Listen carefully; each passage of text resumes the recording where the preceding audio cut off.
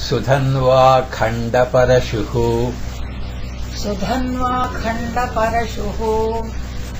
दारुणो द्रविणप्रदः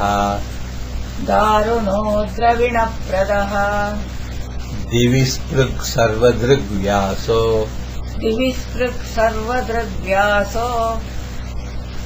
वाचस्पतिरयो निजः. He has powerful weapons like the bow and the axe, with which he killed the demons. He manifested as Vyasa to make available all the Shastras and their significance. With his superior knowledge, Vyasa understands the secret nature of the Supreme Brahman. Vyasa has transmitted that knowledge for the benefit of everyone. Vyasa has also arranged the Vedas into 4 divisions to facilitate their study without difficulty. Vyasa's speech has emanated from the voice of the Supreme, and it is termed the 5th Vedic dimension.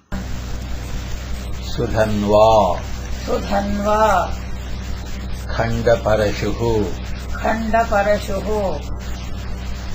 Darunaha Dravinapradaha Divisprik Sarvadrik Vyasaha Vachaspatihi Ayonijaha.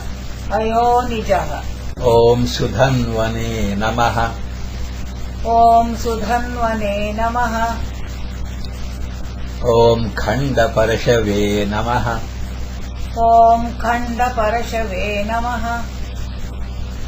Om Darunaya Namaha.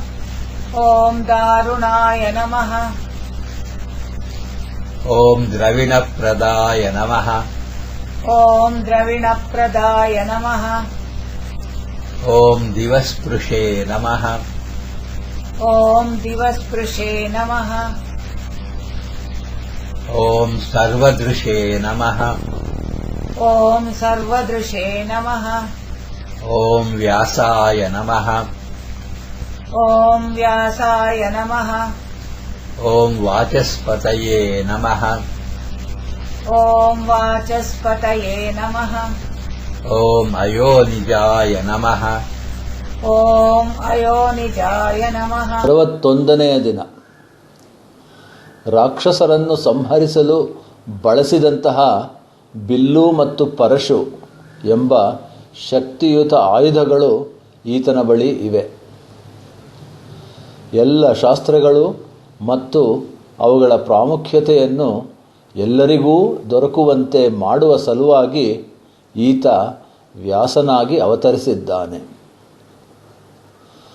ಆತನ ಅಮೂಲ್ಯ ಜ್ಞಾನದಿಂದ ಪರಮಶ್ರೇಷ್ಠ ಬ್ರಹ್ಮನ ರಹಸ್ಯ ಸ್ವರೂಪವನ್ನು ವ್ಯಾಸ ಅರಿತುಕೊಂಡನು.